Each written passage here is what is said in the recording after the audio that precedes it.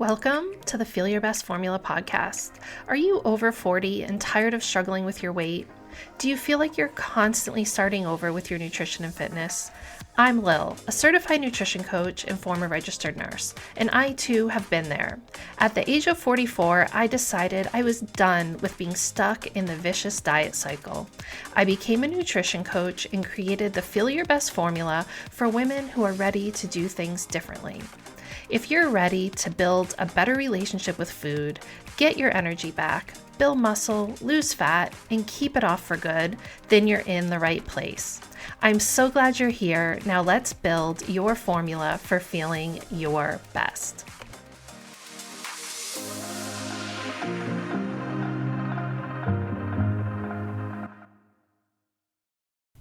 Hello, welcome to episode 99 of the Feel Your Best Formula podcast.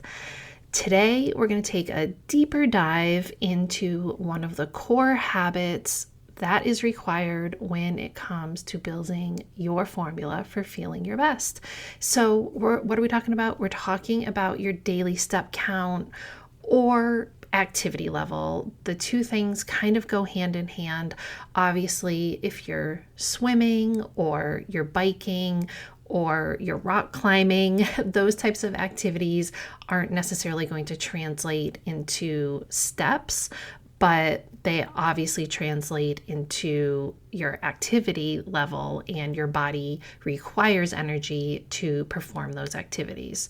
But I think for most of us, when it comes to assessing how active we are, how much we're moving our bodies, step count is kind of the gold standard. And the reason I want to dive a bit deeper into this is because I talk about it all the time. When it comes to that little checklist of the things that you've got to get figured out when it comes to building your formula for feeling your best, your activity level is right there at the top with your nutrition and your fitness. And as I've mentioned on here before, your daily activity level actually has a bigger impact on your overall energy balance.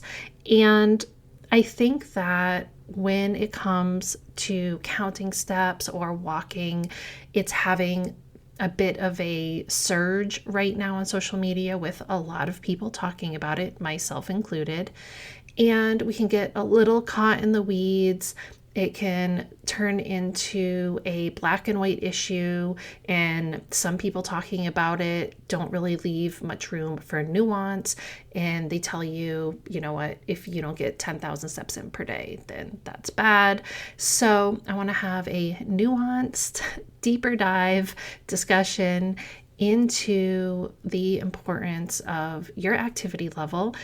And let's just talk about the things that you need to know when it comes to figuring out what that looks like for you, because we're always aiming to get the most out of our habits without creating stress or a burden. And we want to make sure that it is something that can be sustainable.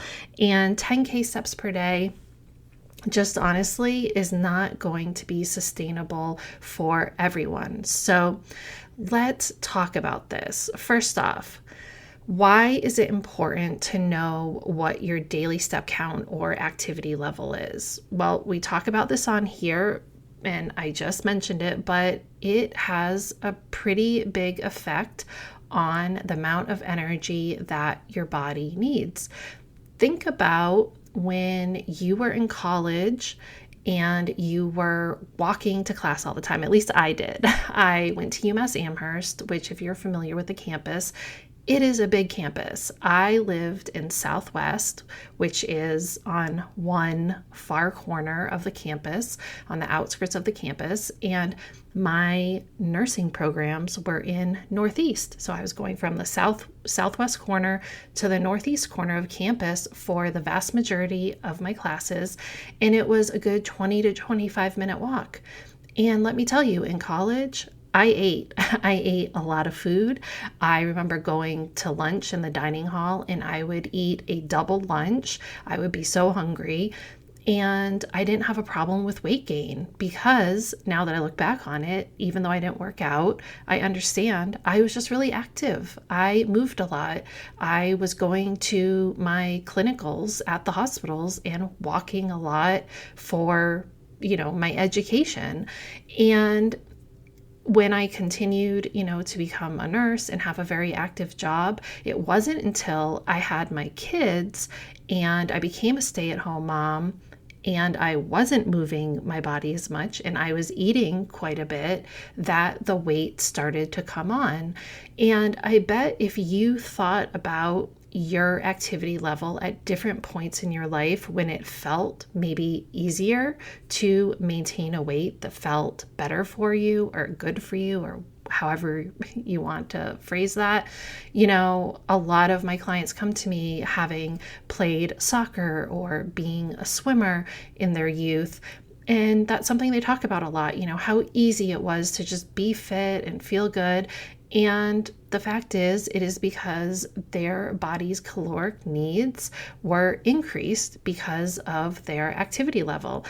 And the vast majority of us in our 40s, 50s, and beyond are not playing a sport 5, 6, 7 days a week, unless you live in a city or have a job where you are on your feet all day, like, being a nurse or maybe a delivery driver or something like that, then chances are you're spending a lot of your day sitting.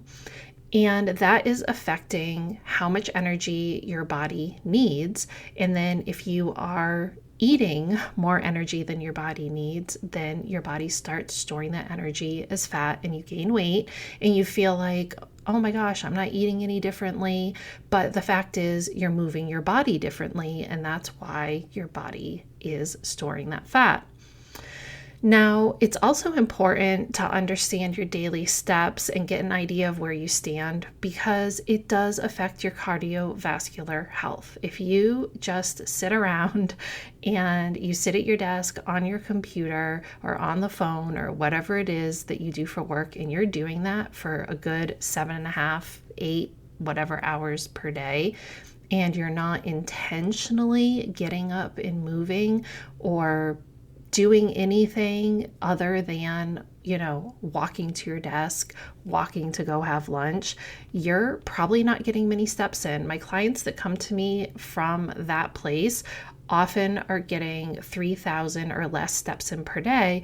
And they often find that they're getting more steps in on the weekends when they're doing things like running errands, cleaning their house, and they see that fluctuation. And I've mentioned it on here before that one thing my husband noticed when I got him his Apple Watch is he said, oh my gosh, the difference in steps that I get in from days that I work at home versus days that I work in the office. He's hitting 10K plus easily on the days that he goes into the office between walking from the car, going up to his office, taking laps around the hallway, talking to people, going to meetings. It's just a more active lifestyle. And if you think of it, post-COVID, so many people are working from home now, and just the difference in that activity level from physically going to an office versus just going to whatever area in your home where you work, you are missing out on thousands of steps because of the limited need for movement. So having an understanding of it and even just thinking about it, I think so often we make changes in our life and we don't necessarily think of the consequences of that or the bigger picture. And working from home might sound really, really great. I work from home and it has its benefits, but you know what? I have to be really intentional and proactive to make sure that I'm being active because it's very easy to just sit. When it comes to your heart health, your body needs to move. And there's different numbers out there. I've heard that as low as 5K steps per day, studies have shown that that is enough to just, kind of be the bare minimum for having decent cardiovascular health and preventing the risks that you get from being sedentary as far as heart attack, hypertension, those types of things. I've also heard that 7,500 steps per day, some studies have shown that that's ideal. And I think overall, aiming for 8 to 10K steps per day is a pretty decent goal that most people can have. And the other thing is, if you're starting from someplace lower, like 3,000 steps a day, just setting a goal little by little, going from 3 to 5 and so on and so forth, and building on those habits. But if you're starting at 3,000 steps per day and you're trying to get up to 10, then that is probably going to be overwhelming, and it might be a recipe for failure, because we know that trying to build habits in a big swoop like that generally is not sustainable. And the whole 10K steps per day came from Japan, where they're trying to encourage people to increase their activity level. And there's no real magic number about 10K, because think about it. We all have different body types. We're all different shapes and sizes. We all have different genetics. They just kind of came up with the slogan of 10K steps per day because it sounded good. But in the same tone, I think overall it is a decent goal to have. Now, some people get way more than that. Some people get 20, 30,000 steps per day.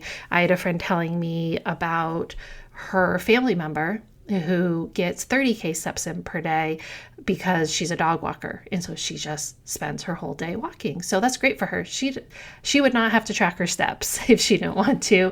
And she probably burns a ton of calories, and it's really easy for her to hit that daily activity level that her body needs. So it really just depends. And you're listening to this right now, you got to think for yourself, what does my daily life look like? And do I know what my average daily step count is? What I love about my Apple Watch and the activity feature on my iPhone is I can go in at any time. I can just see the weekly average, the monthly average, and you can just click on those things. You can see trends. Sometimes the watch even kind of tells you like, hey, great job. You're getting more steps in this week than you normally do, or more steps in during this time of day than you normally do. And it just helps you gauge kind of where you are on that spectrum. Now, when it comes to weight loss, obviously, this is going to affect that energy balance. Remember, calories in, calories out. When we are having more calories out than calories in, that's how we create a calorie deficit and we start losing fat. So your activity level has an important piece, has an important job. And when it comes to getting to that point where you're ready for a fat loss phase, then that body recomposition that you desire, you have to factor in that activity level. I also want to say that often when we go on diets, they are cookie cutter and they don't know how active you are. They might give you some sort of formula like, if you walk this much or if you work out this much. And I find them to be arbitrary and highly inaccurate when it comes to actually calculating and figuring out what your daily calorie amount should be.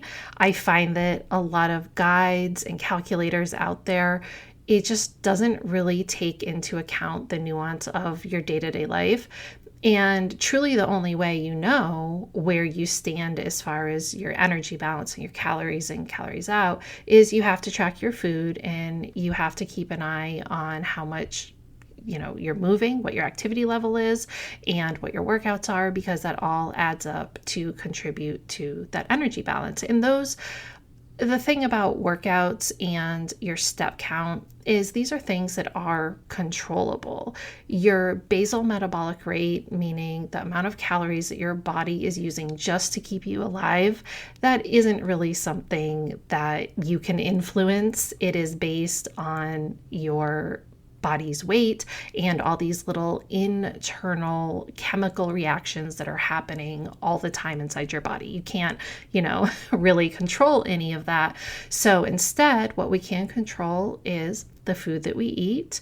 We can control the amount that we move our bodies, and then that is a combination of activity, general activity, just activity of daily life, and intentional fitness or workouts.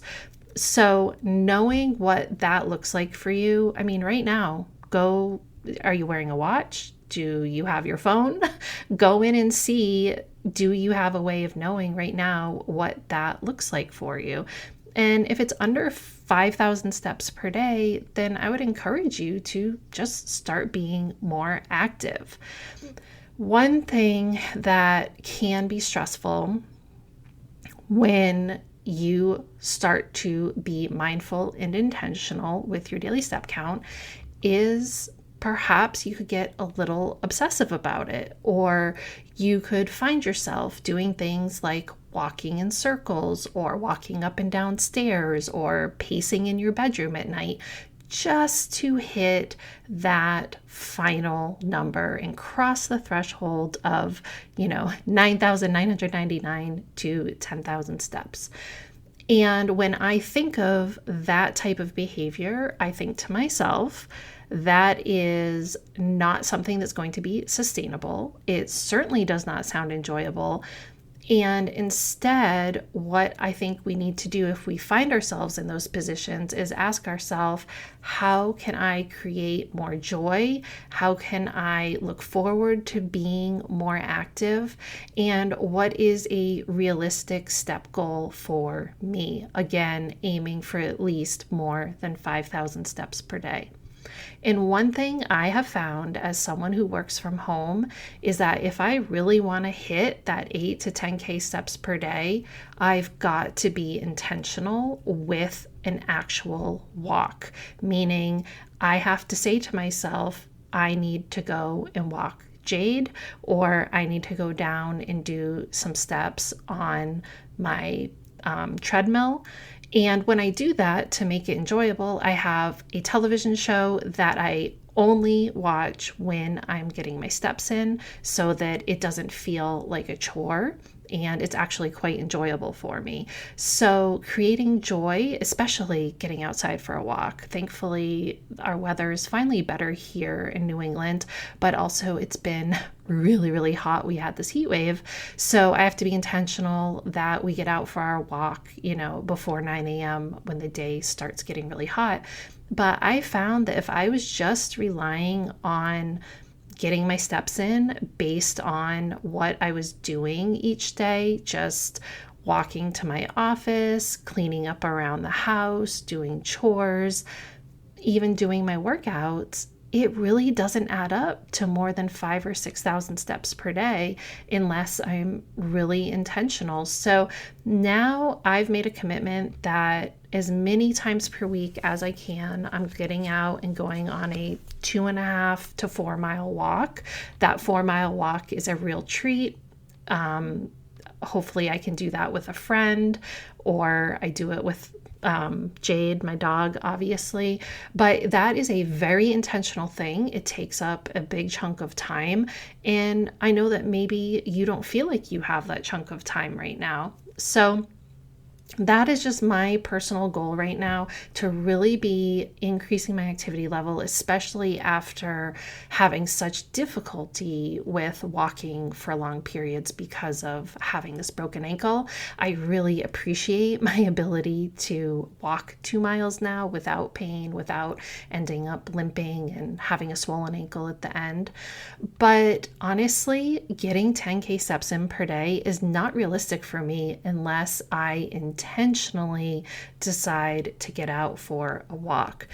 So one thing that my clients often do when they are figuring out how am I going to get more steps in? If someone comes to me and again, they're getting a very low step count, they're frustrated because they've been gaining weight, and they now understand the importance of just being more active, both when it comes to their body composition, but also just for cardiovascular health. how do they figure out how to get these steps in? Well, there can be some really simple ways to do it, but you got to start doing things differently. Number one, start giving yourself more time to do things. For example, parking further away in a parking lot, or taking the stairs instead of an elevator, and looking for those opportunities to get more steps in. Even something like going to the grocery store, making sure that you're allowing yourself to actually walk up and down all the aisles to get some extra steps in, and trying to look for opportunities to move more. Additionally, it doesn't just have to be steps. If you are someone that enjoys riding your bike, and maybe you enjoyed riding your bike for years, and then life got in the way and you haven't ridden your bike, maybe start going on bike rides. Can you ride your bike to run certain errands? Could you walk somewhere to get things done? I try to do that. I try to walk to the post office to mail things or return library books. I'm lucky enough that I do live in a pretty convenient area towards the center of my town where there are certain things that I can combine. I walk to my nail appointment most of the time because that's right near me. And instead of just always defaulting to, oh, I'm going to drive or I'm going to park as close as I can, asking yourself, how can you turn this into an experience where maybe you can create a little extra activity in your life? And even some of my clients that have jobs where, they are in a somewhat confined space, they're now starting new habits where they walk while they talk on a meeting, or use their standing desk with a treadmill so they can walk on the treadmill while they're having a meeting, or actually physically getting outside if the meeting is on a phone and walking outside. There's all different ways that you can increase your activity when you start looking for those opportunities. Now, the other thing to think about is when it comes to step count, it is going to be an individualized experience as to what that number looks like for you. And if it is stressing you out to try and hit a higher number, then I really suggest you look for fun, enjoyable, organic ways to just start hitting that slightly higher number. And if you are finding that the only way you can hit your step count at the end of the day is by doing things like walking in circles and taking laps and kind of doing things that are not fun, I would say then it's time to kind of have a heart-to-heart with yourself and ask yourself, why is your daily life set up in such a way that you're not moving your body? I mean, you've seen the movie is it Wall-E? I think it's a Disney movie where human society just turns into all these people that just sit in a chair and don't move, which honestly, that is something that I think is terrifyingly a possibility. But if your life is set up like that, where you're just sitting all the time, then maybe it's time to really take a long, hard look at why that is and what you can do to make some serious change, because it is not good for you. Even if you do a vigorous workout for 30 to 60 minutes every single day, if you're spending the rest of your day sitting, that is still not good for you. So something to think about, looking at your individual life.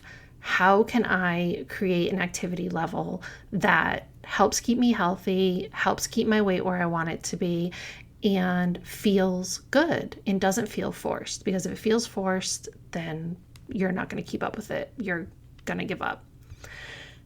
The other thing to think about is on an individual level, if you are a very petite person, it can really be a nice way to, create an increase in the caloric demand that your body needs, especially during a fat loss phase. Because if you're a small person, your calorie deficit numbers might be 1,400, 1,500 calories per day. And that's a really small amount of food. Whereas someone who is 6 feet tall, their calorie deficit might be 2,300 calories per day, which is still a significantly large amount of food. So if you're a smaller person, it might help you reach that calorie deficit a little bit easier by increasing your steps, even if it's temporarily during that calorie deficit phase. Whereas someone who's larger, it might be a little bit easier to cut 100 calories of food, and getting those extra steps in might not matter as much. But if you're already at 1,400 calories per day for your calorie deficit, it's probably psychologically going to be a little bit easier for you mentally to sustain that calorie deficit if you're burning an extra 100 calories per day through movement. Now, I never want you to get caught in the weeds or obsessive or create disordered behaviors. And when it comes to daily steps, you can get just as disordered about that and have orthorexia when it comes to your steps in the same way that you can when it comes to your food. And that's why the ultimate goal when it comes to your steps, in my mind, I always want you to be creating habits that are going to be sustainable and just natural for you. Just the same way that I want your food choices to just be something that you organically reach for, that you know what needs to go on your shopping list, that you know what foods work for you. I want you to have an understanding of the methods of staying active that work for you. So I know that there can be people out there in social media and on podcasts that get very militant or make these huge promises of, oh, walk your way to fat loss. I've seen these ads come up on my YouTube. Find the perfect number of steps that you need to walk per day based on your age so that you can lose weight. And I just was like, instant facepalm. What are you talking about? This is so silly. Your age has nothing to do with it. It has to do with your overall caloric needs, what energy balance looks like for your body, your activities of daily life, the food that you're eating. And there is no magic number that says, oh, if you're 50 years old, then you should be walking 8,000 steps. And if you're 47 years old, then you should be walking 12,000 steps. Like, it does not work like that. So if you see someone getting really caught in the weeds and being very black and white or militant about step count and promising you that if you walk X amount of steps per day, you're going to lose X amount of pounds and stuff like that, please know they are talking out their butt and they're just making stuff up. It's the same right now. What I'm seeing with the step count is the same type of mentality that I see when it comes to dieting, with people making these promises that absolutely don't apply to you because you are your own unique individual, and cookie cutter plans and cookie cutter rules are not going to affect everyone the same way. So keep an eye out for people making you these overly inflated promises and telling you, oh, if you just walk this amount, then you can expect these results. It's a piece of the puzzle. It's a big piece of the puzzle. And certainly if you go from walking 3,000 steps per day to 10,000 steps per day, you're probably going to lose weight because your body's going to be burning more calories.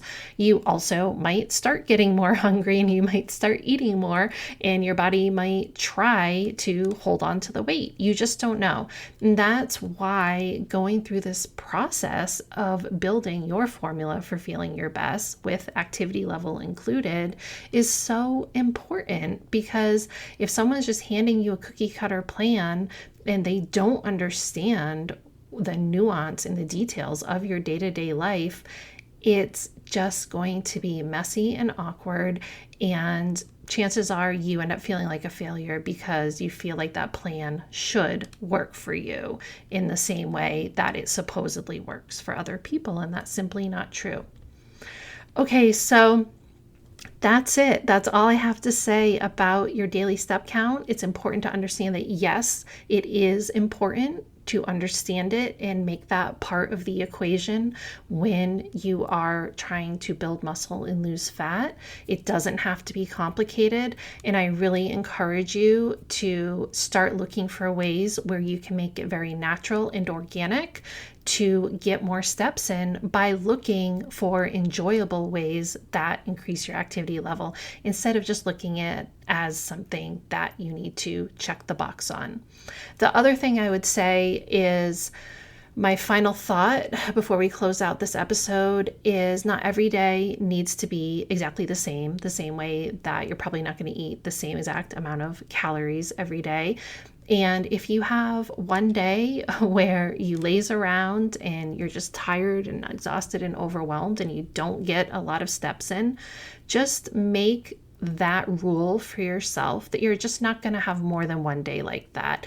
That if you set your step goal of 7,000 steps per day, and then you have a day where you only get 2,000 or 3,000 steps for whatever reason, and say, okay, tomorrow's a new day. I'll just get those 7,000 steps in. The world is not going to fall apart.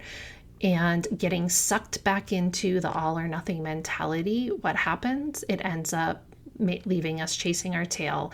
And I really have always tried to use that mentality of just try not to ever miss more than one day of that goal that you set for yourself. But missing one day is okay. All right, that's it for today's episode. Thank you so much for tuning in, and I will see you back here next week for episode 100. And I have a very special episode planned for that day, so make sure to tune in. Thank you so much for tuning into today's episode of the Feel Your Best Formula podcast. If you enjoyed the information and discussion we had here today, then make sure to hit that subscribe button so you never miss an episode. If you're serious about making changes with your nutrition and fitness, then you definitely want to join my weekly newsletter list as well. You can find the link below and more information in the episode details.